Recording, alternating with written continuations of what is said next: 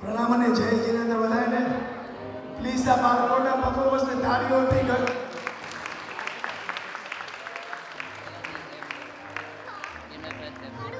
This side plus થેલીમાં છે.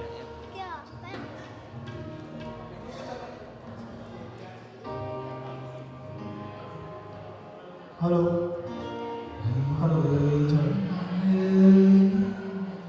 બોલો શ્રી સંભવનાથ સ્વામી ભગવાન કી જય.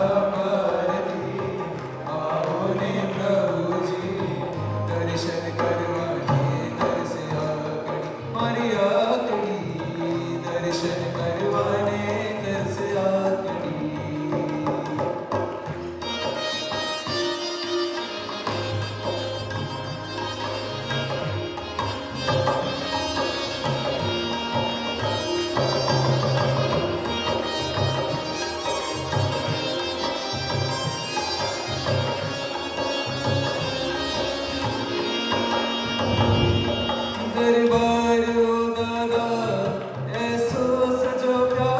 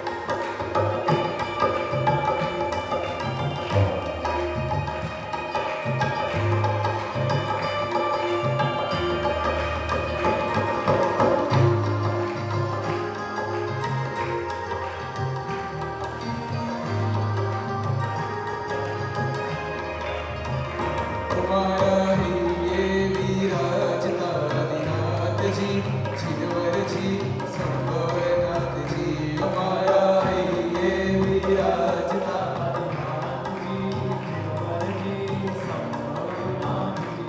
જેના દર્શન કરીને થયું પાવન અમન જેના દર્શન કરીને થયું પાવન અમન જેના મુખડાને જોઈ બન્યો જીવન અરણ્ય મારા વીર હરે પ્રભુ મારા હૈયે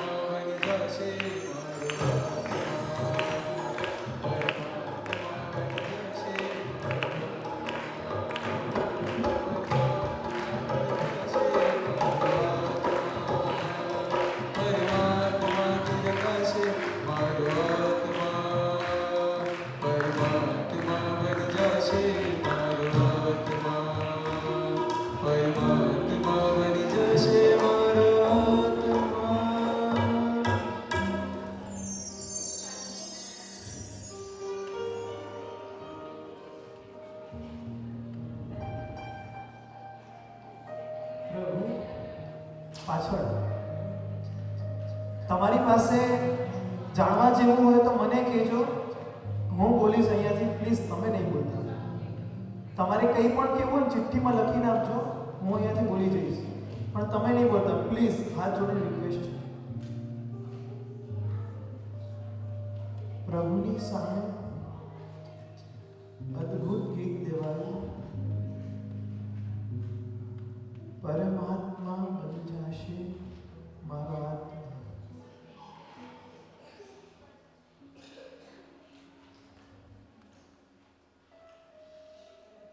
વિશ્વમાં એવી માત્ર એક જ વ્યક્તિ છે જે પોતાની પાસે છે બધું જ આપી દે છે. કદાચ ચિત્રકામ શીખવા, ડ્રોઈંગ શીખવા જઈએ ને તો ચિત્રકાર ટીચર છે ને શીખવાડશે પણ સંપૂર્ણ નહીં શીખવાડે. સંગીતકાર સંપૂર્ણ નહીં શીખવાડે. કોઈ વક્તા પણ એની પાસે જે હશે એનાથી 30% કે 40% જ આપશે, સંપૂર્ણ નહીં આપી શકે. પરંતુ આ વિશ્વમાં એકમાત્ર એવી વ્યક્તિ છે કે એની પાસે આવનાર વ્યક્તિને પોતાની પાસે જે પણ છે બધું જ આપી દે છે. એ છે આપણા હરિહર પરમાત્મા.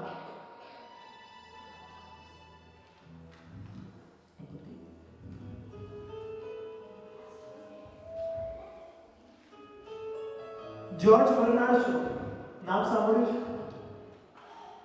જ્યોર્જ બર્નાર્ડ શોએ ગાંધીજીને પત્ર લખ્યો. દેવીદાસ ગાંધી, ગાંધીજીના પુત્ર.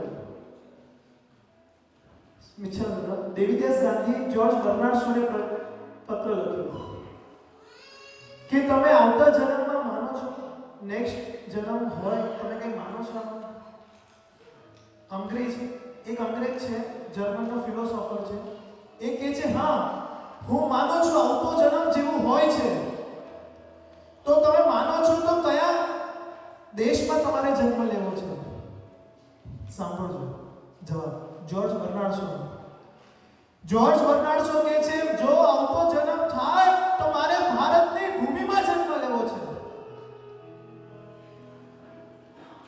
ભારતની ભૂમિમાં તમે જન્મ તો લેશો, અહીંયા તો આટલા બધા ધર્મો છે, કયા ધર્મમાં તમારે જન્મ લેવો છે?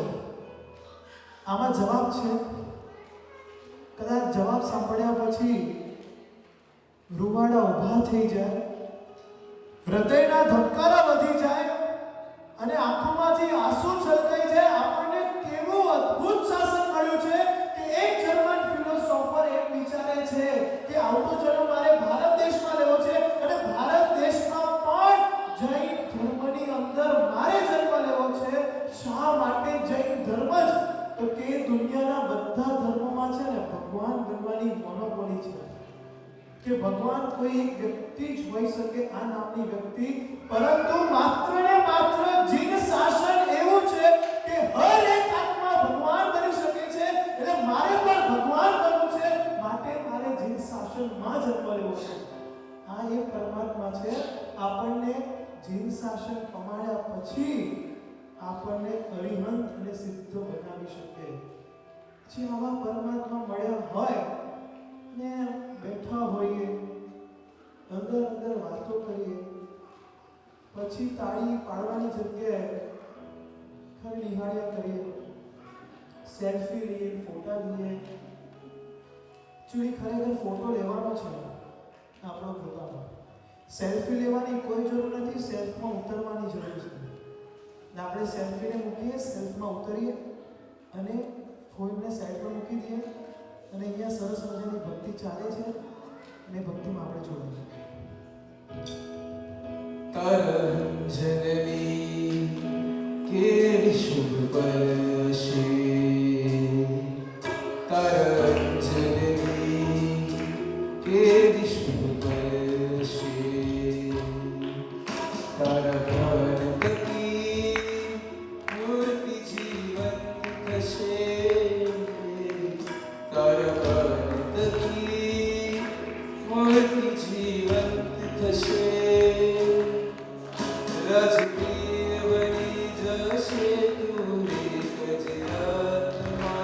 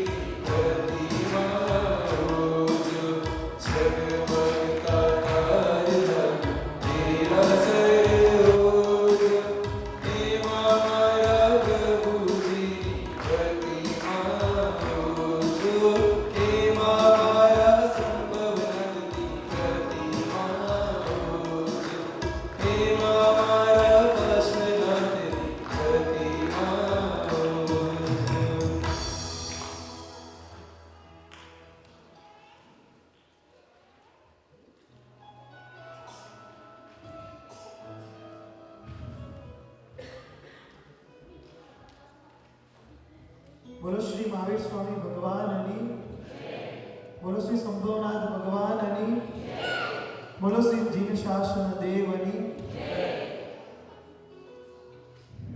3 નંબર.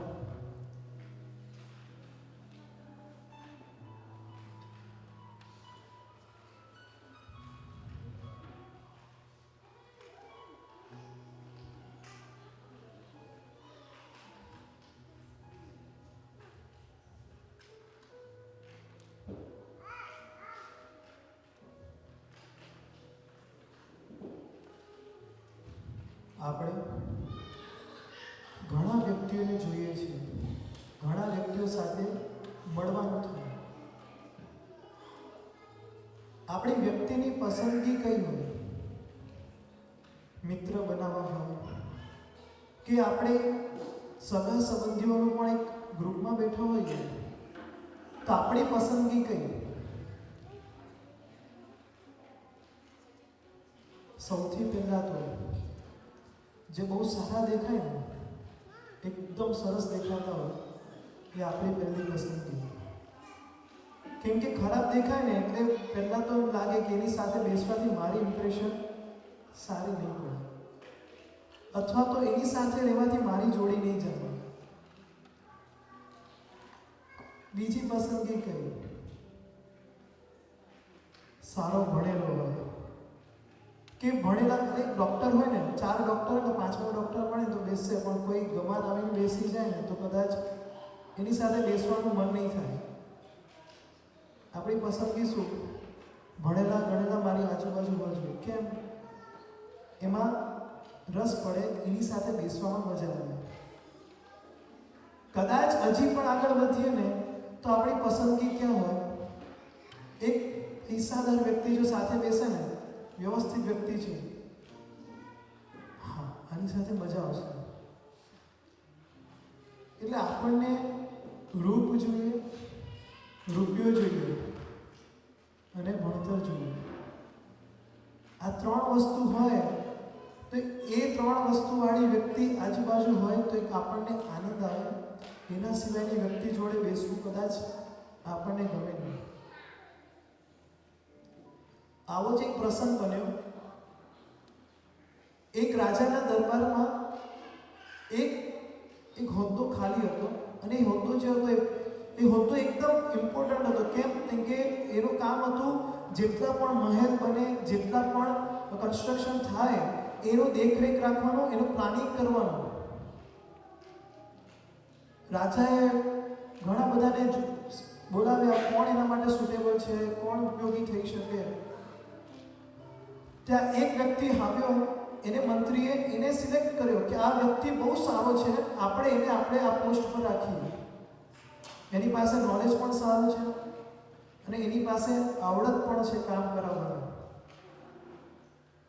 હવે બને છે એવું, એ વ્યક્તિ દેખાવમાં કાળો અને પેટે મોટો હતો.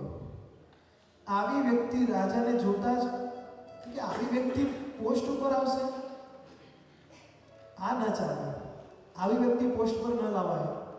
એ કાળો દેખાય અને એમાંય જાડો, દરબારમાં ઊભો હોય તો મારી ઇજ્જતના કચરા થઈ જાય, આને અહીંયા ન રખાય. મંત્રી વિચારે છે આ વ્યક્તિ ખરેખર કામનો છે અને આને એક રૂપને કારણે રિજેક્ટ કરવામાં આવે છે. રાજાને પાઠ તો ભણાવવો પડશે, રાજાને શીખ આપવી પડશે. એક દિવસ બને છે એવું, ઘરમાં જમવા માટે આમંત્રણ આપે છે કે ઘરે જમવા આવજો. ખૂબ જમાડ્યા. પછી પાણી પીવાનું આપ્યું જ નહીં. પાણી આપ્યું જ નહીં એટલે તરસ લાગવા લાગી. તીખું ખાધું હતું, એમાંય પાણી પીધું નહોતું, તરસ લાગી. હવે પાણી મંગાવે છે, ભાઈ પાણી આપ, બહુ ખાધું, હવે પાણી તો આપ મને. પહેલું પાણી આપ્યું ને, રાજા કે આ તો પાણી કહેવાય કઈ? સાવ ગરમ છે, ટેસ્ટ પણ નથી આવતો, રેવા દે, પાછું મૂકી દે. પછી કે કાંઈ વાંધો નહીં, બીજું પાણી આપું છું. બીજો ગ્લાસ આપ્યો, એક ગ્લાસ પીધો, અરે આ પાણીમાં પણ મજા નથી આવતી, તું સાઈડ પર જવા દે. ત્રીજો ગ્લાસ આપ્યો, એક ગ્લાસ પીધો, હા શાંતિ થઈ. ત્યારે પેલો મંત્રી કહે છે, રાજન, જે પહેલા માટલાનું પાણી હતું ને, પહેલો ગ્લાસ, એ સોનાના માટલાનો હતો. બીજો હતો ને એ ચાંદીના માટલાનો હતો, અને આ જે ત્રીજો હતો ને એ કાળી માટીના માટલાનો હતો. ઠંડક તો કાળી માટી જ આપી શકે, સોનો ચાંદી ના આપે. એટલે આપ જે કાળો સ્વભાવ જોઈને મંત્રી પેલાને જે પોસ્ટ આપી નહીં, તમે એને જોબ પરથી કાઢી મૂક્યો. આપને ખ્યાલ આવે? વ્યક્તિના રંગમાં કે વ્યક્તિના શરીરમાં લેવાનું નથી હોતું, એની આવડતમાં લેવાનું હોય છે. જીન શાસન આનાથી પણ એક સ્ટેપ આગળ જાય છે. આવડત કરતાં પણ જો વધુ કંઈ લેવાનું હોય તો એ છે સ્વભાવ. વ્યક્તિનો સ્વભાવ એનું ભવિષ્ય નક્કી કરે છે. એનો આખું ચરિત્ર કેવું છે, કેરેક્ટર કેવું છે એ નક્કી થાય. એના આધારે એનું ભવિષ્ય કેવું હશે એ નક્કી થાય. એક વખત સોક્રેટિસ નામ કદાચ બધાએ સાંભળ્યું હશે. સોક્રેટિસ ચાલુ દિવસે એકદમ અજવાળું છે અને હાથમાં ફાનસ લઈને ચાલે છે. કંઈક શોધી રહ્યા છે ફાનસ લઈને. ક્યારે? દિવસે. બધા હસવા લાગ્યા કે આ સોક્રેટિસ ગાંડો થઈ ગયો છે, આને કઈ અક્કલ નથી, સોક્રેટિસ સાવ પાગલ છે. એક તો દિવસ છે, એમાંય ફાનસ લીધું છે, આમાં આની ક્યાં જરૂર છે? એટલે એક જણે પૂછ્યું, સોક્રેટિસ આ ફાનસ કેમ છે હાથમાં? તો કે હું કંઈક શોધું છું. શું શોધો છો? હું માણસ શોધું છું. આ શહેરમાં હું માણસ શોધવા નીકળ્યો છું. ચાલુ દિવસે દીવા લઈને નીકળું ને તો પણ એક માણસ મને આજ સુધી દેખાયો નથી.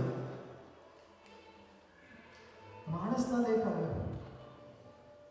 આ દુનિયામાં એક માણસ ના દેખાય.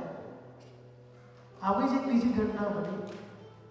એક હોસ્પિટલની અંદર 4 ખાટલા હતા. પહેલા નંબર પર ખાટલો એક હતો, એ દર્દી નાચવા લાગ્યો. અને ખરેખર એક સિસ્ટમ બહુ સારી હતી અને રિયલમાં આવી હોસ્પિટલ પણ છે કે એની સામે છે ને એક ટ્રે મૂકવામાં આવે. ટ્રેમાં લખેલું હોય કે આ વ્યક્તિને કયો રોગ થયો છે અને ક્યારે સાજો થઈ જશે. તો પહેલો વ્યક્તિ નાચવા લાગ્યો. એનો ભાઈ પેલા માણસ ગયો, વિઝિટર ચેક કરે છે, આ નાચે છે કેમ? જોયું, આને કૂતરો કરડ્યો છે, 14 ઇન્જેક્શન લેવાઈ ગયા છે, 2 દિવસમાં ઘરે જતો રહે છે, નાચે છે. ઓકે. બીજા પાસે ગયો, એ બેઠા બેઠા તાળી પાડતો હતો. હવે આ તાળી પાડે છે, ઓલો નાચતો તો આ તાળી પાડે છે. જોયું, આને સાપ કરડ્યો હતો, એનો ઝેર કાઢી નાખ્યું છે, અઠવાડિયામાં ઘરે જશે. ત્રીજો હતો, ખાલી થોડીક સ્માઇલ આપી રહ્યો હતો, બીજું કંઈ નહીં. એની ચિઠ્ઠી વાંચી તો કે આને એક વીંછી કરડ્યો છે, ઝેર હજી નીકળ્યું નથી. જો ઝેર નીકળી જશે તો બચી જશે, નહીં નીકળે તો એ કદાચ મરી જશે. પણ કેવું છે, 50-50% ચાન્સ છે કે બચી જાય. ચોથા નંબરની પથારી પર ગયા ને, ઓલો બિચારો રોતો હતો. ચિઠ્ઠી વાંચી અને ચિઠ્ઠીમાં લખ્યું હતું, આને માણસ કરડ્યો છે અને એ બચવાની શક્યતા કોઈ જ નથી. એટલે આપણા સ્વભાવ કેવા થઈ ગયા છે કે સાપ કરડે તો માણસ બચી જાય, કૂતરું કરડે તો બચી જાય, વીંછી કરડે તો બચી જાય, પણ માણસ કરડે તો માણસના બચવાના કોઈ ચાન્સ નહીં. આપણા સ્વભાવ કેવા થઈ ગયા છે. આજે આપણે એક ચર્ચા કરવાની છે. ખરેખર તો જીન શાસન મળે અને જીન શાસન મળ્યા પછી દરેકે દરેક જણનું લક્ષ્ય એક જ હોય. મેં ગઈકાલે પણ કીધું હતું, નિશાન ચૂકાઈ જશે ને એ ચાલશે, પણ નિશાન નીચું હશે ને એ નહીં ચાલે. ટાર્ગેટ તો ઉપર જ હોવો જોઈએ. મારે લેવી તો દીક્ષા જ છે, સાચું સુખ ત્યાં જ છે. મારે સુપરમેન બનવું જ છે, પણ નથી બની શકતો તો એક સાચા શ્રાવક બનવું છે. બનવાનો પ્રયત્ન કરવો છે, પણ નથી બની શકતો. કેમ? એમાં પણ છે ને થોડીક તકલીફો છે મને. તો મારે સુપરમેન નથી બની શકતો તો કાંઈ ગ્રેટ મેન બનું, પણ ગ્રેટ મેન પણ નથી બની શકતો તો એક સાચો માણસ તો બનું, એક પગથિયું તો ચડું, ભગવાનના માર્ગ પર એક પગથિયા ચાલવાનો પ્રયત્ન તો કરું, એક ગુડ જેન્ટલમેન તો બનું.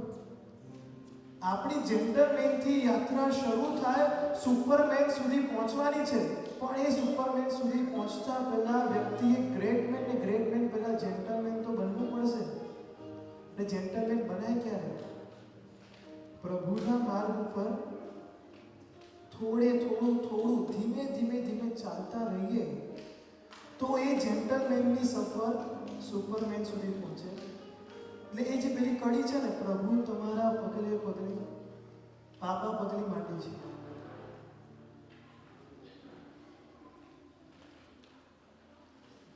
બાલક છું શું, મને ખબર ક્યાં શું છે સાચું જીવન. બાલક છું શું, મને ખબર ક્યાં શું છે સાચું જીવન. પડી જાઉં ના ક્યારે પ્રભુજી, પડી જાઉં ના ક્યારે પ્રભુજી, કરો અનુરૂપ સંજીવન. ચલ કરજો અમારા તનમાં, મારી સુખી માની છે. તમારા પગલે પગલે બાબા પગલીએ માની છે. હવે તો અક્ષર પાડો પ્રભુવર, હવે તો અક્ષર પાડો પ્રભુવર.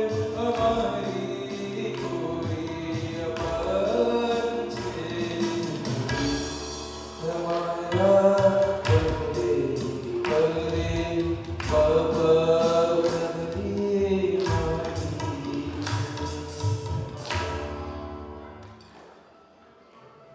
સુપરમેન બનવાની સફરમાં આપણે વધ્યો તો ખરા, પણ ઘણીવાર છે ને જેન્ટલમેન બનવાનો ચૂકાઈ જાય છે. તપ કરીએ, ક્રોધ ખૂબ આવે. એટલે એમ નથી કે તપ નથી કરવાનો, એ તો ચાલુ જ રાખવાનું છે. એ ખરાબ છે પણ નહીં, પણ જે ખરાબ છે એને દૂર કરવાનો. તો મારો સ્વભાવ મારું ભવિષ્ય, મારો સ્વભાવ મારી ઓળખાણ. તો સ્વભાવ ક્યાં કેવી રીતના નડી જાય છે, ક્યાં બગડી જાય છે, એના પાસા વિચારવા છે. પહેલો પાસો છે કડવી વાણી. કાલે પણ જોયું, આજે પણ એક અલગ એંગલથી જોવું છે. એક વ્યક્તિ જાય છે રસ્તામાં જતી વખતે એને દેખાય છે ગુલાબ દેખાય છે ને ગુલાબને કહે છે, ગુલાબ તું કેટલું સરસ છે, મસ્ત કોમળ છે, સુગંધી છે અને દેખાવમાં પણ સરસ છે, પણ તારામાં એક ખામી છે, તારી આજુબાજુ કાંટા છે. પછી હજી આગળ જાય છે અને રસ્તામાં એને કોયલ મળી. કોયલને કીધું, કોયલ તું કેટલી નાજુક નમણી છે, કેટલું મીઠું ગાય છે, પણ તારામાં એક કમી છે, તું કલરે કાળી છે. હજી આગળ ગયા, દરિયો આવ્યો. દરિયાને કીધું, હે દરિયા તું કેટલો મોટો છે, તારી અંદર કેટલા મોતી પડ્યા છે, પણ તું ખારો છે. હવે ત્રણ ભેગા થયા, કોયલ, ગુલાબ ને સાગર. આ માણસ છે ને બહુ વિચિત્ર છે. આપણી વખાણ કરી ગયો કે નિંદા ખબર ના પડી. એને કીધું, અલા એ માણસ અહીંયા સાંભળ, હું ખારો છું, આ કાટાળો છે અને આ કોયલ છે, આ કાળી છે, બધી વાત બરાબર.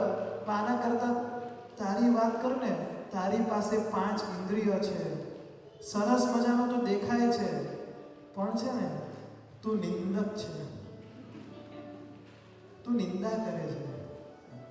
કડવી વાણીનો પહેલો નિંદા. કોઈનું સારું દેખાય નહીં અને જે સારું છે એની પ્રશંસા થાય નહીં. આ મોટો દોષ. અને એના કારણે થાય શું ખબર છે? આપણા સંઘની અંદર, સમાજની અંદર કોઈ વ્યક્તિ સારું કરવા માંગતા પણ હોય ને અને એની જો પ્રશંસા ન કરવામાં આવે ને, એ કામ કરતા બંધ થઈ જાય. એક આપણા સ્વભાવગત દોષને કારણે. એટલે પંચસૂત્રની અંદર એક અધ્યાય આપવામાં આવ્યો છે કે દુષ્કૃત ગ્રહ અને સુકૃત અનુમોદના. બીજાની સુકૃતની, સારા કાર્યોની અનુમોદના કરતા રહેવું એક કર્તવ્ય બતાવ્યું છે. પણ આપણી કડવી વાણી છે ને, આ કરતા રોકે છે આપણને. એક માણસ પક્ષી ખરીદવા ગયો અને એની જોડે બીજા 20-25 માણસો બેઠા હતા પક્ષી ખરીદવા માટે. કોઈકે કોયલ ઉપાડી, કોઈકે પોપટ ઉપાડ્યો. એમ કરતા કરતા બધા પક્ષી ખાલી થઈ ગયા. એક પક્ષી ના ગયો. તો પેલાએ કીધું, આ પક્ષી મને આપી દો, મને ચાલશે. પેલાએ કીધું, આને ન લઈ જવાય, આ કાળો છે, આ છે ને બેસુરો છે, એને ના લઈ જવાય. શું હશે? કાગડો. આને ના લઈ જવાય. અરે ભાઈ તું આપી દે ને, એના કરતા તો મારી બૈરી વધારે બહુ કજિયારી છે, આપી દે ને મને. ઉલટાનો આનો અવાજ મને મીઠો લાગે છે.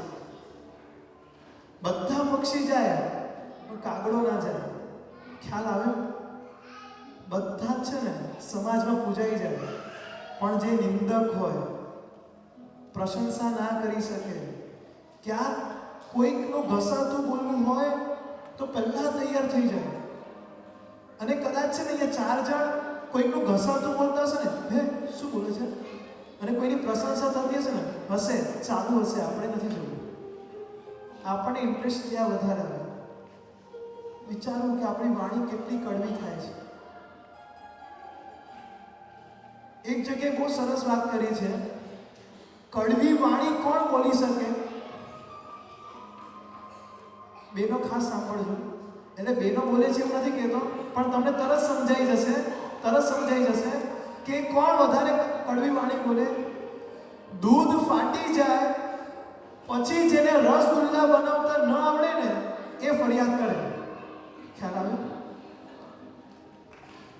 દૂધ ફાટી જાય પછી ને રસગુલ્લા બનાવતા ન આવડે ને, એ જ ફરિયાદ કરે. પરિસ્થિતિ બગડી જાય અને એને સુધારતા ન આવડે ને, એ જ કડવી વાણી બોલે. બાકી કોઈ બોલી ન શકે. એક તાજો દ્રષ્ટાંત છે. સ્થાનકવાસી જૈન છે, 100 કરોડનો માલિક છે. લગભગ એનું ઘર છે સફેદ શિખર આજુબાજુ રહે છે. શું એની સમાધિ છે, શું મીઠા શબ્દો નીકળે છે. એની પત્ની એક દિવસ શીરો બનાવ્યો. શીરો આખી, અને પત્નીએ છે ને થાળી ભરીને શીરો આપી દીધો. એનો નિયમ થાળીમાંથી બહાર કાઢવું નહીં. શીરો લીધો, ખાધો. પછી 80% શીરો ખલાસ, 20% બાકી છે. છોકરો આવ્યો, પપ્પા આખો શીરો ખાઈ ગયા, મને મળ્યો નહીં. એટલે એ છોકરો તૂટી પડ્યો અને શીરો ખાવા માંડ્યો. જેવું મોઢામાં નાખ્યું, એ થૂ થૂ થૂ, આ કેવો શીરો છે. ખબર પડી સાકરની જગ્યાએ મીઠું પડી ગયું હતું. આખો શીરો પતી ગયો. 100 કરોડનો માલિક છે, કડવી વાણીથી કહી શકતો હતો કે તને બનાવતા નથી આવડતું, ધ્યાન નથી રાખી શકતી તું, પણ કંઈ જ નહીં, બધું ચાલશે. એ શીરો વાપરી ગયા. આ છે એક સાચા માણસની નિશાની. વાણી કડવી ના નીકળે, મૌન જ રહે. બોલવું પડે તો એકદમ મીઠાશથી બોલે. અને ઘણા ભાઈઓ બહુ સમજદાર હોય છે, બહેનોએ પણ સમજવું કે જ્યારે શાક ખરાબ બન્યું હોય ને, ત્યારે જ ભાઈઓ અથાણું માંગે. એટલે એ જેને સમજવું છે, તમને નથી કહેતા કે તમારું શાક ખરાબ છે, પણ અથાણું ખાઈને ચલાવી લે. અને તે ચલાવી લે ને, જેમ બેનો રસગુલ્લા બનાવતા ના આવડે એટલે ફરિયાદ કરે, અને જેને અથાણુંથી ચલાવતા ના આવડે ને, એ ફરિયાદ કરે. એને ચાલશે, ફાવશે અને ગમશે. જે હશે એ ચાલશે, જેવું હશે એ ફાવશે, અને જે મળશે એ ગમશે. આ ચાલશે, ફાવશે, ગમશે જો આવી ગયું ને તો પછી કડવી વાણી નીકળવાનું બંધ થઈ જાય. આજે પૂછ્યું હતું ને કે ક્રોધ ના આવે એની નિશાની શું, એટલે શું એ ઉપાય શું છે? સવારે પૂછ્યું હતું, આ એનો ઉપાય સવારે આપી દીધું હોત તો અત્યારે ખુલી જાય. ચાલશે, ફાવશે અને ગમશે, કડવી વાણીને લોપ કરી નાખે. આ પહેલું હતું. એક ખરાબ સ્વભાવનો એક ગુણ, એક દુર્ગુણ, કડવી વાણી. સેકન્ડ નંબર પર છે ક્રોધ. ક્રોધ એ શું છે? મનનો આવેગ, એટલે એક પ્રકારનો ઉશ્કેરાટ. કેવી રીતના આવે? ક્રોધ કરનાર વ્યક્તિ સમજણમાં નથી. કનક સુરીશ્વરજી મહારાજા નામ સાંભળ્યું છે? પરમ પૂજ્ય આચાર્ય ભગવાન કનક સુરીશ્વરજી મહારાજા, ખાસ સાંભળવા જેવું છે. કનક સુરીશ્વરજી મહારાજા ઉપાશ્રયમાં બેઠા છે. બહુ સમય નથી થયો, એમને કાળ થયા ને લગભગ 50 વર્ષ જ થયા છે. અમારા કચ્છના છે એ કનક સુરીશ્વરજી મહારાજા. ઉપાશ્રયમાં બેઠા છે અમદાવાદના, અને અમદાવાદના ઉપાશ્રયમાં કોઈક એમનો વિરોધી હશે, તર્ક વિતર્ક કરવા માટે આવ્યો. તર્ક વિતર્ક કરી રહ્યો છે અને અચાનક ખીચામાંથી ચાકુ કાઢ્યું ને ખભા પર જોરથી માર્યું. લોહીની નદી નીકળી ગઈ, આખી ધાર, આખા કપડા લોહી નોણ થઈ ગયા. મોટો છરો માર્યો છે. બધા શ્રાવકો દોડ્યા કે આપણે એને પકડીને લાવો, એને સજા કરવી છે. એને પકડીને લાવે છે સજા કરવા માટે. ત્યારે આચાર્ય ભગવાન કહે છે, આને તમે શું સજા કરશો? ગુરુદેવ, આને કોર્ટમાં લઈ જશું, 10 વર્ષની જેલ કરાવશું. તો મને એક જવાબ આપો. વ્યક્તિને કોર્ટમાં લઈ જાઓ અને કોર્ટમાં કોઈ વ્યક્તિ પાગલ સાબિત થાય તો એને સજા થાય? પાગલ સાબિત થાય તો એને સજા થાય? નહીં થાય. તો આ માણસ ઓલરેડી ક્રોધમાં છે, એટલે કે એને સમજણ નથી, પાગલ થઈ ગયો છે. અને પાગલ થઈ ગયો છે તો એને સમજણ નથી, એટલે એને છરો માર્યો. તો જો કોર્ટ સજા ના કરી શકે તો મારાથી સજા કેમ થાય? ચાકુ મારનારને પણ છોડી દેવાય. જવાબ શું હતો? સમજણનો અભાવ. ક્રોધ વ્યક્તિને ક્યારે આવે? એને એક સમજણનો અભાવ હોય કે આ ક્રોધ મને તો પાડી રહ્યો છે, પણ સામેવાળાને પણ પાડી રહ્યો છે, મને પણ પાડી રહ્યો છે. ક્રોધની સજ્જાઈમાં બોલીએ છે ને, એનો અર્થ છે ચોથી ગાથાનો કે ક્રોધીને જો પાણી ના મળે ને તો પોતે તો બળે, આજુબાજુ બધાને બાળે. એક સાયન્સનો રિસર્ચ એવું કહે છે કે એક વ્યક્તિને ક્રોધ આવે તો આજુબાજુમાં રહેલી 16 વ્યક્તિને પણ ક્રોધ આવવાની શક્યતા છે, અને આવી શકે, એના મૂડ ખરાબ થઈ જાય. લોકોનું હૃદય શું છે ખબર છે? એક મિરર છે, આરીસો છે. રિફ્લેક્શન થાય છે. આપણા જે ભાવો છે, આપણી જે વાતો છે, વિચારો છે, એનું રિફ્લેક્શન થાય છે. ઘણીવાર એવું બને, સામેથી કોઈ વ્યક્તિ આવે ને અને આપણે એની જોડે વાતો કરવાનું મન ન થાય. મે બી પોસિબલ કે એના હૃદયની અંદર આપણા પ્રત્યેનો ક્યાંક ક્રોધ હશે, અથવા બીજા પ્રત્યેનો પણ ક્રોધ હશે. એ ટાઈમે એના ઓરા ફિલ્ડની અંદર આપણે આવ્યા ને તો આપણને વાતો કરવાનું મન ન થાય ને ક્રોધ આવી જાય. તો એ વસ્તુ વિચારવું કે જો આપણને ક્રોધ આવે, આપણે કેટલાનું બગાડીએ? 16 જણ. ક્રોધનું આયુષ્ય કેટલું હોય? 2 મિનિટ, 5 મિનિટ, 10 મિનિટ. સંબંધ કેટલા બગાડી જાય? આખી જિંદગીની. એટલે પહેલા કીધું ને, સમજણનો અભાવ ત્યારે જ ક્રોધ. સમજણ આવી જાય, ક્રોધ આવવાની શક્યતા જ નથી. એક સમયમાં છે ને, રાજાઓના સમયમાં એક મહેલ બનાવવામાં આવતો હતો. એ મહેલની અંદર જે રાણીને ગુસ્સો આવે ને, એ રાણી ત્યાં જઈને રૂમ બંધ કરે અને બબડ બબડ કર્યા જ રાખે, રાજા તો આમ છે, રાજાએ મારી સાથે આમ કર્યું. સાંભળનાર કોઈ હોય નહીં, પણ એક ખાલી રૂમ હોય. પછી રાજાને પણ ક્રોધ આવે રાણી પ્રત્યે, તો રાજા પણ જઈને ત્યાં જઈને બબડાટ કરી આવે, પણ દરબારમાં ક્યાંય પણ ક્રોધ ના કરે. એનું નામ હતું કોપ ભવન. પહેલા કોપ ભવન ચાલતા. કદાચ આપણા ઘરે પણ હવે કોપ ભવન હશે એકાદ. ઘરમાં તો ના ઝઘડા કરી શકીએ, એક રૂમમાં જઈને બબડ બબડ કરી નાખીએ. એકવાર છે ને એક શ્રાવક ઊંઘમાં બહુ બબડતા હતા, તો ઘરે મહેમાન આવ્યા. તો કે તમારા શ્રાવક કેમ બબડે છે? કે દિવસે હું બબડવા નથી દેતી. પણ આ ક્રોધ જે આવે છે એનાથી પરિણામ શું આવે? ક્રોધ આવે, વિચાર શક્તિ જતી રહે, કડવા વેણ નીકળે અને બાજી બગડી જાય. આજે સવારે વાત કરી હતી, આધ્યાત્મિક દ્રષ્ટિએ વિચારીએ ને, અબજો વર્ષોની સાધનાનો ક્ષય કરે જે ક્ષણમહી, નરકનો અનુભવ કરાવે સ્વ અને પરને અહીં ને અહીં. કરોડો વર્ષો તપશ્ચર્યા કરી હોય અને ક્રોધ આવે ને, કરોડો વર્ષના ઉપવાસ ત્યાં ને ત્યાં ધોવાઈ જાય છે. તો આવો ક્રોધ આપણે શું કામ કરવો? એટલે કડવી વાણી અને ક્રોધ, આ બે સ્વભાવના મોટા દૂષણ, એને ત્યાગીએ અને પ્રભુને પ્રાર્થના કરીએ, પ્રભુ હું ને મારું ને મારા એ જ વાતો મને ગમે.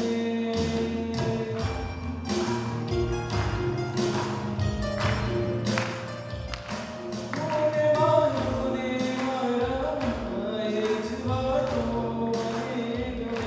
બીજાના ભૂલ તરી સરગમ હૃદયમાં ખૂબ રેડમે. મોતરા સમુદ્રમાં ડૂબી ગયો દાદા, તારી પાસે આવી એક લાશ છે. મોતરા સમુદ્રમાં ડૂબી ગયો દાદા, તારી પાસે આવી એક લાશ છે. દોષથી અલોપ છૂછવાયા, તુજને મળવાની ઘણી આશ છે. થર્ડ નંબર પર છે. સેકન્ડ નંબર પર શું હતું? તમને ખબર છે, મને ઓછું સંભળાય છે અને દેખાય બી ઓછું છે કે કોણ બોલે છે ખબર નથી પડતી.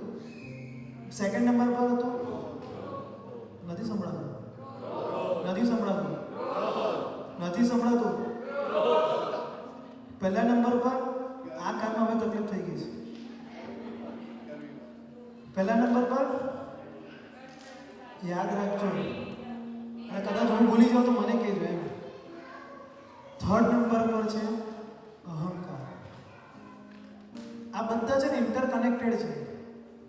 કડવી વાણી નીકળે ક્રોધને કારણે, અને ક્રોધના પપ્પા કોણ ખબર છે? અહંકાર. અહંકાર એના માટે કીધું છે કે આ એવો મંત્ર છે જેણે બધાને વશમાં કરી લીધા છે. કોઈને રૂપનો અહંકાર હોય, કોઈને પૈસાનો અહંકાર હોય, કોઈને ભણતરનો અહંકાર હોય, અને કોઈને અત્યારે તો ઘણું છે મિત્રો ઘણા હોય ને એનો પણ અહંકાર હોય, અને એમાં વિજાતીય મિત્રો હોય ને એનો અહંકાર તો વધારે હોય.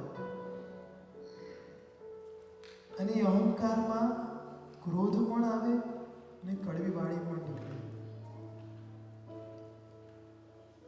એકવાર એક પાગલખાનામાં એક પાગલ ઊભો થયો કે હું આ દેશનો વડાપ્રધાન છું. બીજો પાગલ કહે બેસી જા, હું વડાપ્રધાન છું. કીધું ને તને, બે ઝઘડ્યા, હું વડાપ્રધાન, હું વડાપ્રધાન, બે બરાબરના ઝઘડ્યા. અને પછી પાગલનો એ સરદાર હતો, એ લોકોનો લીડર, એની પાસે પહોંચ્યા કે સરદાર નિર્ણય કરો, વડાપ્રધાન કોણ, હું કે આ? છાના માના બેસી જાઓ, વડાપ્રધાન હું છું. આપણે પણ એ પાગલમાંના જ એક છીએ. કોઈ વ્યક્તિ કે આ વાત સાચી, તારી વાત ખોટી, હું કહું એ સાચું, અને પછી આપણી વાત આવે તો ત્રીજી વ્યક્તિ કે તું ખોટો, મારી વાત સાચી. એટલે જ પરમાત્માએ સ્યાદવાદની વાત કરી. એ પણ સાચો હોઈ શકે છે, એના એંગલથી વિચારવું પડે. હા, કદાચ વ્યવહારથી ખોટું હોય પણ અપેક્ષા એના અપેક્ષાથી એ પણ સાચો હોઈ શકે છે. પણ એ અહમ છે ને, સ્વીકારવા દેતા નથી કે સામેવાળી વ્યક્તિ સાચી હશે. એટલે અહમ કરે છે શું? પોતાની ભૂલ સ્વીકારવા ના દે. જ્યારે પોતાનું ભૂલ ન સ્વીકારે તો પછી એ આગળ વધે કેવી રીતના? માની લો કે કોઈ વાર એક કલાકાર હોય, ગાયક કલાકાર, અને એને કહેવામાં આવે તે આ નોટ્સ ખોટા લીધા હતા, ધ્યાન રાખજે. અરે હું એકદમ સાચો જ છું. તો પછી એ શીખે કેવી રીતના? એક વક્તા છે, એને કહેવામાં આવે કે અહીંયા તમારી ચૂક થઈ ગઈ, અને જો એ સ્વીકારે જ નહીં, તેમાં ઇમ્પ્રુવમેન્ટ કેવી રીતના આવે? આપણે કીધું મારો સ્વભાવ મારું ભવિષ્ય, તો ભવિષ્યનું નિર્માણ સ્વભાવને કારણે કેમ થાય છે? તો કે અહંકાર જો છૂટી જાય ને તો ભૂલ સ્વીકારવાની તાકાત આવી જાય, અને ભૂલ સ્વીકારીને સુધારી શકે. એ અહંકાર ભૂલ સ્વીકારવા દેતું નથી. સેકન્ડ નંબર પર અહંકાર બીજાની ભૂલ કાઢવા માટે પ્રેરણા કરે છે કે સામેવાળાની ભૂલ કાઢતા રહીએ. અને ત્રીજા નંબર પર જો અહંકાર વધી જાય ને તો કોઈનું સારું થતું હોય ને તો ઈર્ષ્યાના દાદરા ચડવાના ચાલુ થઈ જાય. એક વખત એક વ્યક્તિ પર મહાદેવ ખુશ થયા ને કીધું, બોલ તને શું વરદાન જોઈએ છે? તો મને સમૃદ્ધિવાન બનાવી દો, પૈસા ખૂબ આપી દો, મને બધું મળ્યું, ખુશ થઈ ગયો. હવે એની બાજુમાં જ એનો એક ફ્રેન્ડ રહેતો હતો. આને અચાનક પૈસાદાર થતો જોઈ એને અહંકાર છંછેડાયો કે આ મારા કરતા ગરીબ હતો, આજે પૈસાદાર થઈ ગયો, હવે હું શું કરું? ઈર્ષ્યા થવા લાગી. એણે સાધના કરી, મહાદેવ ખુશ થયા. એણે કીધું મને પણ પૈસા આપો. તો મહાદેવે કીધું તું ઈર્ષ્યાને કારણે માંગી રહ્યો છે, આ યોગ્ય નથી, અને આ ખરેખર તો અહંકાર. તો કે નહીં, મને તો જોઈએ જ છે. તો ઠીક છે, તને હું આવ્યો છું તો આપીશ જ, પણ ધ્યાન રાખજે, તને જેટલું આપીશ ને એના કરતાં ડબલ તારા મિત્રને મળશે, અને તારે જે પણ માંગવું હોય ને માંગી લેજે. અહંકાર હતો કે મારે મોટા જ રહેવું જોઈએ. પહેલાં હું મોટો હતો, એ મારા કરતાં મોટો થઈ ગયો, એ મારા કરતાં નીચે જવો જોઈએ, એને ઉપર જવું ના જોઈએ. એણે પહેલું વરદાન માંગ્યું, મહાદેવજી મારી એક આંખ ફોડી નાખો. બાજુવાળાની બે આંખ ફૂટી ગઈ. મહાદેવજી મારો એક પગ તોડી નાખો. બાજુવાળાના બે પગ ગયા. મહાદેવજી મારા ઘરના દરવાજે એક ઊંડો કૂવો કરી નાખો. બાજુવાળાના ઘરે બે કૂવા થઈ ગયા. હવે એણે દરવાજો ખોલ્યો, બહાર નીકળે છે, સીધું કૂવામાં મોત. એક ઈર્ષ્યા ક્યાંથી પ્રગટી? જેમ ક્રોધ એ અહંકારનો દીકરો છે, તો ઈર્ષ્યા અને નિંદા એ અહંકારની દીકરીઓ છે. અને એ અહંકાર આવે, આખા સમાજની અંદર અફડાતફડી મચાવી જાય.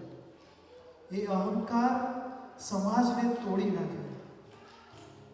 એક કહેવત છે ગુજરાતીમાં, કૂતરાઓનો સંગ કાશી ના પહોંચે. કૂતરાઓનો સંગ કાશી ના પહોંચે. સંસ્કૃતની અંદર સ્ટાન્ડર્ડ 10 ચેપ્ટર નંબર 4 આ હું ભણ્યો હતો 2010માં, જે હજી યાદ છે, હજી પણ યાદ છે આ વાર્તા, અને એકદમ હૃદયમાં બેસી ગઈ છે. કે કૂતરાઓએ છે ને સંઘ કાઢ્યો, અમારે કાશી જવું છે. હવે કાશી જવા માટે સંઘ તો કાઢ્યો, નેતા કોઈને નક્કી કર્યા નહીં. બધાને એક જ વસ્તુ, હું નેતા. બધાને એક જ વસ્તુ કે હું નેતા. એક અહંકાર આવી ગયો. રસ્તામાં ગયા, વધતા જાય છે, ત્યાં કોઈકે રોટલી મૂકી, એક જ રોટલી 100 કૂતરા. હવે એ સમય જે નેતા હતા ને રિયલમાં, એનો છોકરો ભૂરક્યા કરે, આ રોટલી તો મારે જ ખાવાની, એણે ઉપાડી. હવે બાકીનાને અહંકાર આવે, આપણે નેતા તો કોઈ નક્કી કર્યા નથી, આ રોટલી કેમ લઈ જાય, હું રોટલી લઉં. બીજાએ ઝપટો માર્યો, ત્રીજાએ ઝપટો માર્યો, ચોથાએ ઝપટો માર્યો. એમ કરતાં કરતાં 100 કૂતરા બાખડી ગયા અને રોટલી તો ખબર નહીં ચૂરે ચૂરો થઈ ગઈ. 100ના મોત થઈ ગયા અને કૂતરાનો સંઘ જે નીકળ્યો હતો ને એ કાશી સુધી પહોંચ્યો નહીં. એટલે કહેવત થઈ ગઈ, કૂતરાનો સંઘ કાશી ન પહોંચે. એનો મતલબ શું કે જે અહંકારી બનીને રહે તો એ અહંકારી સમાજનો સંઘ ક્યારે પણ આગળ ન પહોંચે. એક માણસ બનવાની નિશાની, એને ગુણ અહમનો ત્યાગ. ચોથા નંબર પર છે સ્વાર્થ વૃત્તિનો ત્યાગ, સેલ્ફિશનેસ, સ્વાર્થ વૃત્તિ. એક વખત એક ગુરુકુળની અંદર પરીક્ષા થઈ, 4 વર્ષનો અભ્યાસ પત્યો, પછી એક પરીક્ષા લેવાઈ અને પહેલાની પરીક્ષા પણ બહુ ડિફિકલ્ટ હતી. આવું નહીં પેપર લખ્યું ને પાસ થઈ ગયા. પ્રેક્ટિકલ એક્ઝામ કેવી હતી એ એક્ઝામ લેવાઈ. એક્ઝામ એવી હતી, એક મોટી ગુફા અને એ ગુફાની અંદર લગભગ સમજો ને 1 કિલોમીટર લાંબી ગુફા છે. આ છેડેથી જવાનું, બીજી જગ્યાએથી બહાર નીકળવાનું. તો આ રીતે એક કોમ્પિટિશન રાખી. 50 વિદ્યાર્થી હતા, સ્ટુડન્ટ હતા. કીધું તમારે દોડવાનું છે, જે પહેલો બહાર નીકળે એ વિનર. પણ ધ્યાન રાખજો, નીચે છે ને મેં ધારદાર પથ્થરા મૂક્યા છે, એકદમ તીક્ષ્ણ પથ્થરા મૂક્યા છે. પથ્થરા પર પગ ના પડે ને તો તમને વાગી જશે. ને જે જીતશે એને મોટું ઇનામ મળશે, એને હીરા માણેક મળશે. એટલે ધ્યાનથી દોડજો પણ જીતજો ખરા. હવે બન્યું એવું, 99 છોકરા ફૂલ સ્પીડમાં દોડે છે, બહાર નીકળ્યા, પગ બધાના સાજા છે. બહાર નીકળ્યા ને બધા ખુશ થઈ ગયા, વાહ અમે વહેલા આવી ગયા, અમે વહેલા આવી ગયા. કોઈકને ઇનામ આપવાનું હોય તો એક પહેલો નંબર આપવાની વાત આવી ને, 99 માંથી કોઈનો નંબર ના આવે. જે નથી પહોંચ્યો ને એનો પહેલો નંબર આવે. બધા રિસાઈ ગયા, અમે લોકો દોડીને આવ્યા, અમારો નંબર નહીં અને આનો નંબર આવી ગયો. ત્યારે ગુરુ ભગવંત કહે છે એ જે પથ્થરા હતા ને એ જ હીરા માણેક હતા. તમારી પરીક્ષા હતી કે તમારા સહપાઠી, તમારા જે કલીગ છે એમના પગની અંદર આ પથ્થરા વાગી ન જાય એના માટે તમારે પથ્થરા ઉચકો છો કે નથી ઉચકતા. આ એક તમારી પરીક્ષા હતી માણસાઈની, જેમાં તમે 99 ફેલ થયા છો અને જેણે તમારો વિચાર કર્યો છે ને એ પાસ થયો છે. અને જે ગિફ્ટમાં રત્ન આપવાના હતા એણે ભેગા કર્યા છે, એ ગિફ્ટ એનો જ છે. માણસાઈની પરીક્ષા. કીધું ને દીવો લઈને નીકળે પણ માણસ દેખાય નહીં. કેમ ન દેખાય? સ્વાર્થ વૃત્તિ. કેવું થાય ખબર? શંખેશ્વર ગયા હોઈએ, પાલિતાણા ગયા છે, ચલો વધારે ગમે છે કે ગિરનાર જવું છે, ગિરનાર, ઓકે ગિરનાર ગયા છે, દાદરા ચડ્યા, પહોંચી ગયા, પ્રક્ષાલનો સમય થાય છે. પ્રક્ષાલ સામે જોવા બેસવાનું છે. આપણે જોવાનું પણ એક અલગ મજા છે પ્રક્ષાળ જોવાની. પ્રક્ષાળ જોવા માટે બેઠા છે, કમસે કમ 500 માણસ આવ્યા છે અને મારો ભાઈબંધ કે મારી બહેનપણી, મારી ફ્રેન્ડ હજી 500 પગથિયા નીચે છે, એને આવતા વાર લાગશે. શું કરીએ આપણે? એની જગ્યા રોકી દઈએ. હજી એને આવવાની વાર છે. કોઈ માણસ પહેલેથી આવીને બેઠો છે અને આપણે શું કરીએ? આવે છે, મારો ફ્રેન્ડ આવે છે, મારી બહેનપણી આવે છે, તમે જગ્યા રાખજો. કદાચ એ પહોંચી પણ ન શકે અને બીજાને પ્રક્ષાળ જોવા પણ ન મળે અને આપણે આપણા સ્વાર્થ ખાતર કોઈનો ધર્મ પણ ચૂકવી નાખીએ અને આપણે અંતરાય પણ બાંધીએ. વિચારજો કેવી સ્વાર્થ વૃત્તિ ધર્મના ક્ષેત્રની અંદર પણ. પહેલાં કીધું ને, સુપરમેન બનવું છે, ગ્રેટ મેન બનવું છે, પહેલાં જેન્ટલમેન બનવું પડશે. ઘણી વાર એવું થાય મારી જોડે, અમે ગિરનાર દર મહિને અમારી બસ જાય, યાત્રાળુઓને લઈને જઈએ. અમે પહોંચી પણ જઈએ વહેલા. ઘણીવાર એવું થાય કે પ્રક્ષાંત જોવાનો સમય પણ હોય, બેસી પણ શકીએ, પણ ખબર છે આપણે એકવાર જોઈ લીધું છે, કોઈક નવું આવતું હશે એને ચાન્સ પહેલાં. પરાર્થ વૃત્તિ. પણ જ્યાં સુધી સ્વાર્થ વૃત્તિ હશે ને, બીજું શું થાય ખબર? શંખેશ્વર જઈએ ને, શંખેશ્વરની અંદર પૂજાની લાઈનમાં બેઠા છીએ અને પૂજાની લાઈનમાં હજી આપણા સંબંધિતો, ઘરના વ્યક્તિઓ હજી કપડાં બદલતા હોય, કેમ કે એમને વાર લાગતી હોય, તો આપણે એમની જગ્યા રોકાવડાવી દઈએ, પૂજાની થાળી ત્યાં મૂકી દઈએ કે આવે છે. બીજાના મનમાં કેટલો દ્વેષ ભાવ જાગે કે અમારી પૂજા મોડી થઈ, આનું પતી ગયું. એટલે વિચારવા જેવું, સ્વાર્થ વૃત્તિ સંસારમાં તો આપણે કરીએ, ધર્મના ક્ષેત્રમાં પણ કરીએ. આ આપણી માણસાઈ અહીંયા ઓછી થાય છે. ચોથા નંબરમાં શું આવ્યું? જવાબ આપો. તો કાન સાવ બેરા થઈ ગયા. એક તો આ પહેરાવી દીધું છે ને એટલે તો હમણાં તો જ નથી. ચોથા નંબરમાં શું આવે? હા, સ્વાર્થ વૃત્તિ. અહંકાર ત્રીજું હતું. પહેલું કડવી વાણી, બીજું ક્રોધ, ત્રીજું, ચોથું, પાંચમો અને છેલ્લો પોઈન્ટ કૃતજ્ઞતા. શબ્દ અઘરો છે, ડેફિનેશન સમજાવું છું. કોઈએ મારી પર ઉપકાર કર્યો છે અને એ ઉપકારનો બદલો હું ભૂલી જાઉં, અથવા તો એ ઉપકારનો બદલો અપકારથી વાળું, આને કહેવાય કૃતજ્ઞતા.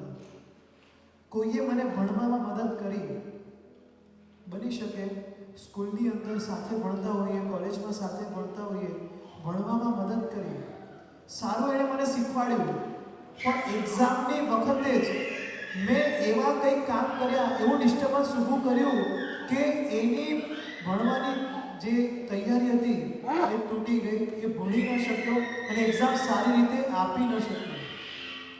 આ કૃતજ્ઞતા.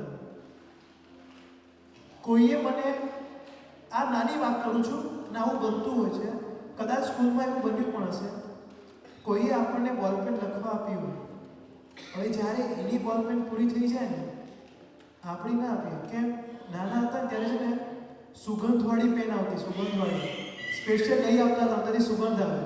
આ તને નહીં આપવા માટે સુગંધ આવે છે, તારા માર્ક્સ વધારે આવી ગયા તો. કૃતજ્ઞતા. આ નાની વાત છે, એનાથી ઉપર વધી માતા પિતા. બની શકે ઘણા ઉપકાર કર્યા છે, પણ સામે શું થાય? એમના ઉપકારોનું શું? ભૂલી જવાય. એક વખત ડૉક્ટર ટોડરમલ એમની મમ્મી એને કે, એ ટોડરિયા જલ્દી અંદર આવો. ઘણા ડૉક્ટરને થતું હશે ને કે મને કેમ બોલાવવું, ડૉક્ટર કહીને સંબોધવું મને.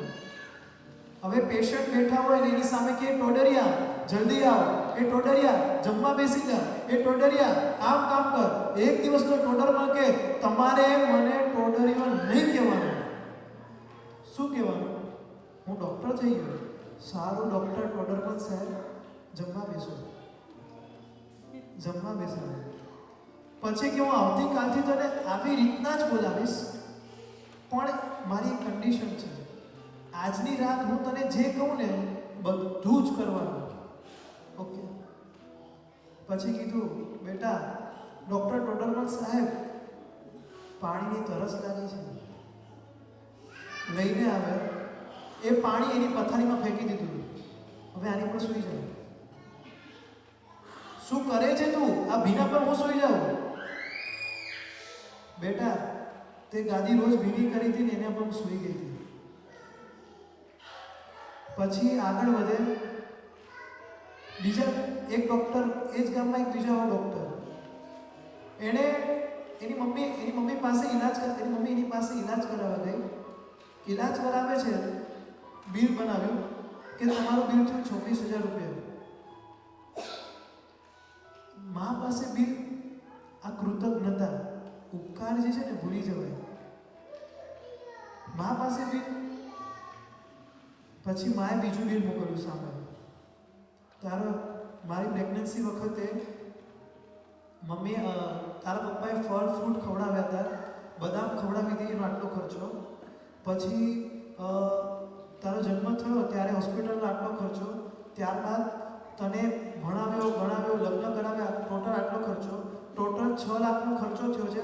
અને બીજું સાથે સાથે તો એક સિક્કો ગળી ગયો હતો, 25 પાવની ગળી ગયો હતો, એ કઢાવવાના 1000 રૂપિયા, અને 6 લાખ ને 1000, 25 પૈસા નથી જોતા, 6 લાખ 1000, એમાંથી 26,000 બાદ કરી બાકીને આપી દે.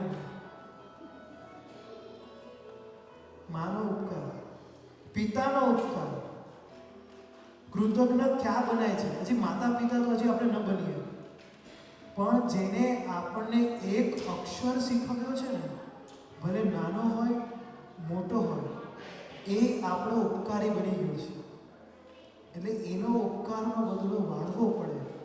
અને કદાચ ન વાળી શકે ને તો એનું અપમાન ના થાય, એની ખાસ ધ્યાન રાખવું જોઈએ. અને જીવનમાં ક્ષણે ક્ષણે ક્ષણે કેટલા બધા ઉપકાર આપણી પર થતા હોય છે અને આપણે ભૂલી જઈએ છીએ, અને સામે પછી સંકલેશ ઊભા થાય. બસ આ 5 તત્વો છે જે ખરાબ સ્વભાવને ખરાબ કરી રહ્યા છે.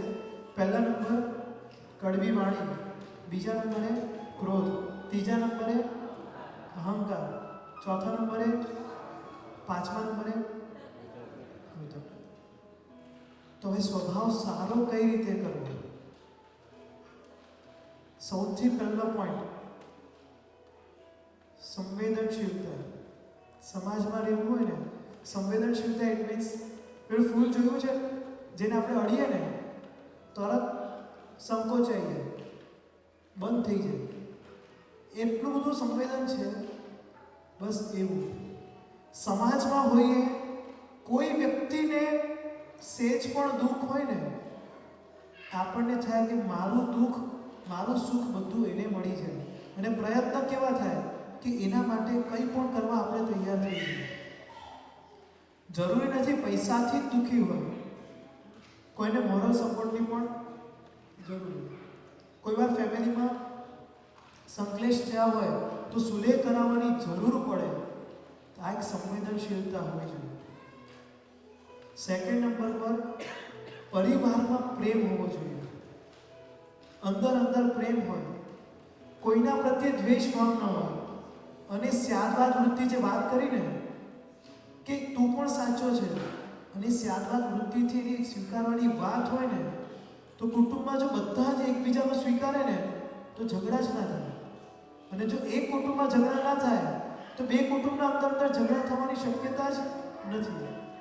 એટલે સેકન્ડ નંબરમાં કુટુંબમાં પ્રેમ હોય, સંવેદનશીલતા હોય.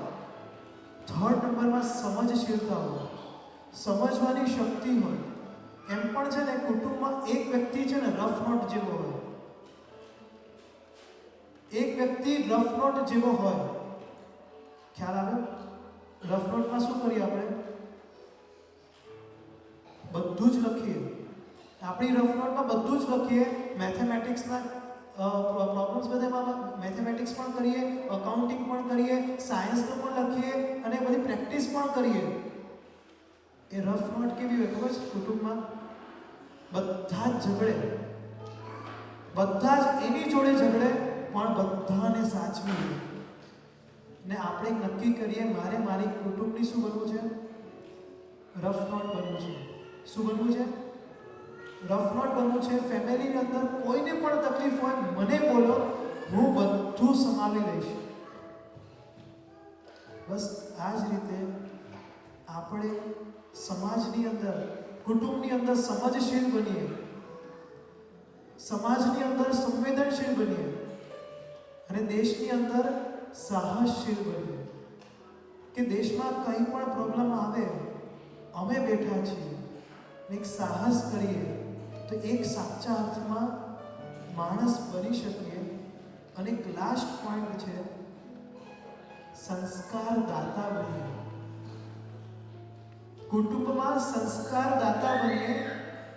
રામાયણનો પ્રસંગ છે.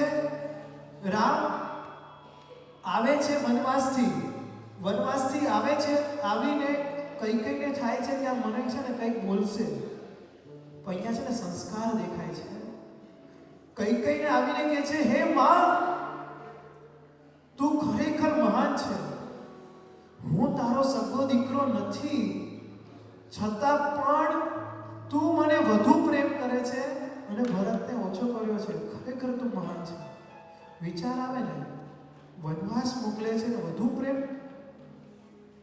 તે વાત કરે છે કે માં, તે ભરતને તો છે ને ખાલી આ જ રાજ્યનો રાજા બનાવ્યો, પણ મને વનવાસ મોકલીને આખી દુનિયાનો રાજા તે મને બનાવી દીધો છે. ખરેખર તું મહાન છે. તો શું સંસ્કાર હશે જે માતાએ ઘરમાંથી કાઢી મૂક્યો છે, આજે એને એ ઉપકારી માને છે. આજે સવારે જ વાત થઈ, સંસ્કારદાતા બનવું. શરીર મહાભારતની અંદર લખ્યું છે, જે માતા પિતા બાળકના શરીરની ચિંતા કરે ને એ બાળકનો દુશ્મન છે, એ પાપી છે. કેમ? મા બાપ કેવા હોય? આત્માની ચિંતા કરે કે આ કાર્ય કરવાથી એના આત્માનું શું થશે અને આ કાર્ય કરવાથી એનો આત્મા કેટલો ઉપર જશે.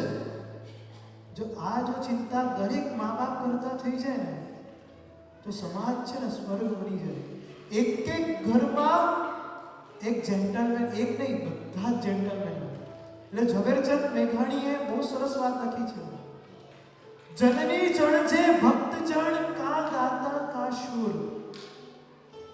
જનની જણ જે ભક્ત જણ કા દાતા કા શૂર. મતલબ કે હે માં, તારે જન્મ આપવો હોય ને તો કેવા છોકરાને આપજે? એ ભક્ત હોય, એ દાનવીર હોય અથવા તો શૂરવીર હોય. જનની જણ જે ભક્ત જણ કા દાતા કા શૂર, નહીં તો રેજે વાંઝણી મત ગુમાવીશ નું. તું વાંઝ રેજે, પણ એવા કપૂતને જન્મ ના આપતી. કે કપૂત બનતો નથી, આપણે બનાવી દઈએ છીએ. તો સમાજને એક જેન્ટલમેનની ગિફ્ટ આપવી હોય તો દરેક મા બાપે સંસ્કાર દાતા બનવું પડે. સંસ્કાર દાતા બની એક સમાજને ઉપર લાવવાનો પ્રયત્ન કરીએ. એ જેન્ટલમેનમાંથી ગ્રેટ મેન અને ગ્રેટ મેનમાંથી સુપરમેન બની આપણું ભવિષ્ય આપણે ઉજળું કરીએ. એ જ પ્રાર્થના. જીનાગના વિરુદ્ધ કંઈ પણ બોલાયું હોય તો મિચ્છા દુક્કડ.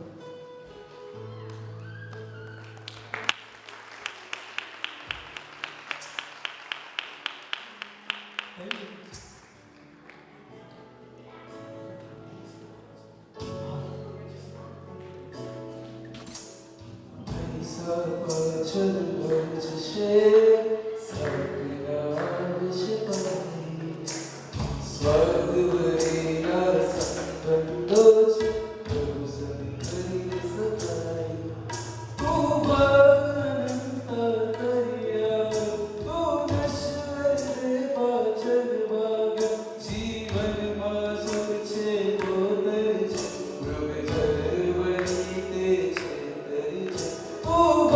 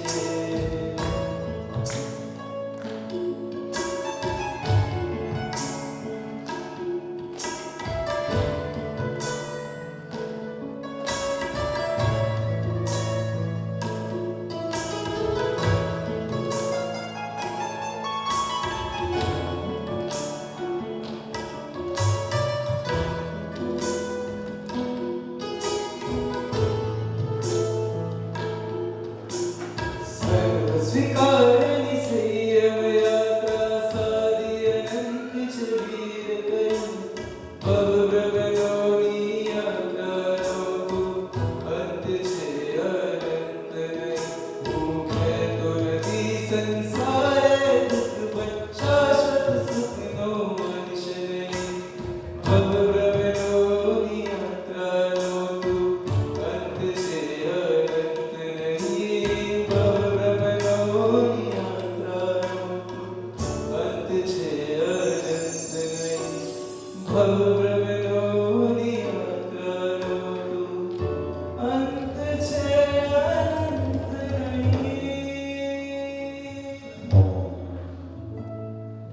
તમે એનાઉન્સમેન્ટ લઈ લો પછી જે આપણે સંવેદના લેવાની છે ને પછી કરીશું. બધાને પ્રણામ અને જય જિનેન્દ્ર.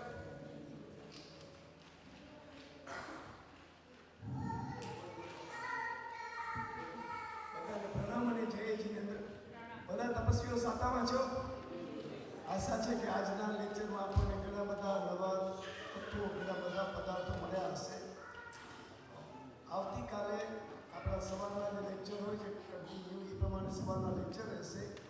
અને આવતીકાલે સાંજે મોટી પાખી છે, 14 છે મોટી, એટલે આપણું પ્રતિક્રમણ 5:30 વાગે છે. 5:30 વાગે એટલે ખાસ ધ્યાનમાં રાખજો.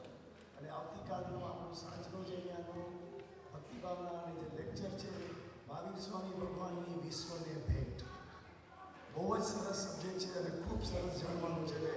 અત્યારે વીકેન્ડ હતો અને જે વસ્તી હતી તો પ્લીઝ તમે મંડેની બી હોય તો તમે 8 દિવસનો આપણો પ્રોગ્રામની 2 દિવસ તો થઈ ગયા તો પ્લીઝ તમે બધા પધારજો. પ્રણામ અને જય જિનેન્દ્ર. હવે 1-2 મિનિટ.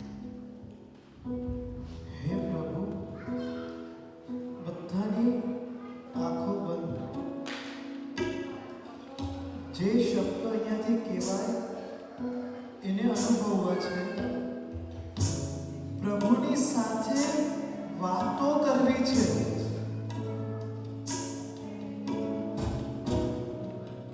હે પ્રભુ, મારું હૃદય પ્રેમને ઝંખે છે અને એ પ્રેમ મેળવવા માટે હું દુનિયામાં બધે જ રખડું છું. પણ આ સંસાર જોયો, સંસારમાં ક્યાંય પણ સાચો પ્રેમ મને નથી મળ્યો. દરેક જગ્યાએ સ્વાર્થ ભરેલો પ્રેમ મળ્યો છે. બધેથી હારી ગયો છું, બધેથી થાકી ગયો છું. પ્રેમ મેળવવા માટે દોડી રહ્યો છું પણ ક્યાંય જીત મળતી નથી. અને ફરતા ફરતા તારા દરબારમાં આવ્યો છું અને તારી પાસેથી જે પ્રેમ મળ્યો છે, જે સ્નેહ મળ્યો છે, જે વાત્સલ્ય મળ્યું છે, આ પ્રેમ, આ વાત્સલ્ય આ દુનિયામાં ક્યાંય નથી મળ્યું. માટે જ મેં તને માં નહીં પરમાત્મા કીધા છે. તું પરમ મહા છે. તે મને જે પ્રેમ કીધો છે, હવે આજે હું એકરાર કરું છું પ્રભુ, હું દુનિયામાં કોઈને પ્રેમ નથી કરતો. માત્ર ને માત્ર પ્રભુ તને જ પ્રેમ કરું છું. આજે એકરાર કરું છું પ્રભુ, તને આઈ લવ યુ કહું છું, તને પ્રેમ કહું છું. દુનિયામાં મારો કોઈ પ્રેમ નથી. સાચો પ્રેમ તું જ છે, તું જ છે અને તું જ છે.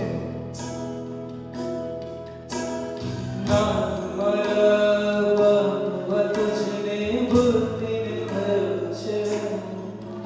કોઈ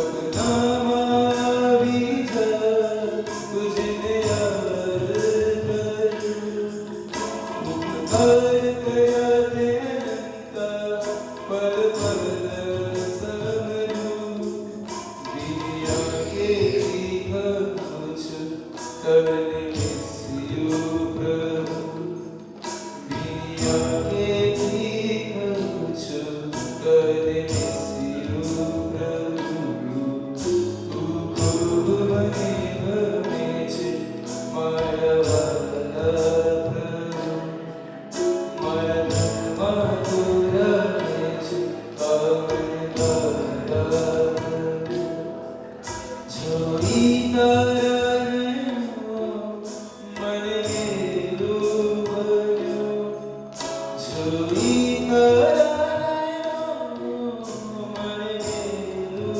બન્યું ચૂપકેથી કહું છું તને લવ યુ પ્રભુ ચૂપકેથી કહું છું તને લવ યુ પ્રભુ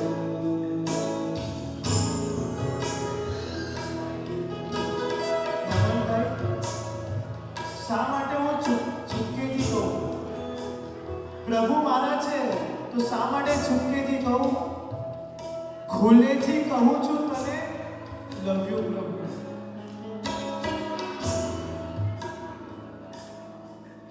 તમારા દર્શનથી રોગ મારા ખીલે તમારી શીતળ છાયા ભવ ભવ જો મિલે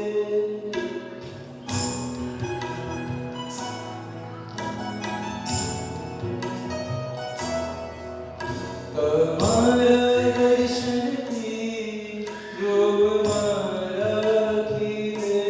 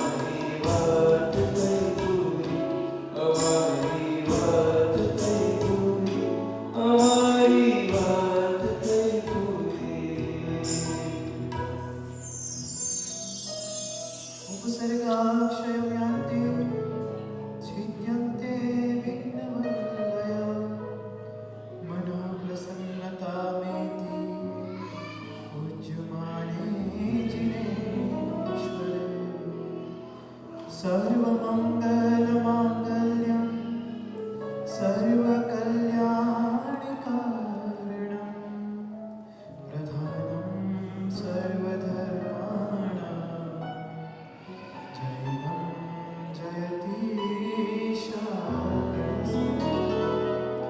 जैनं जयति बोलो श्री महावीर स्वामी भगवान की। बोलो श्री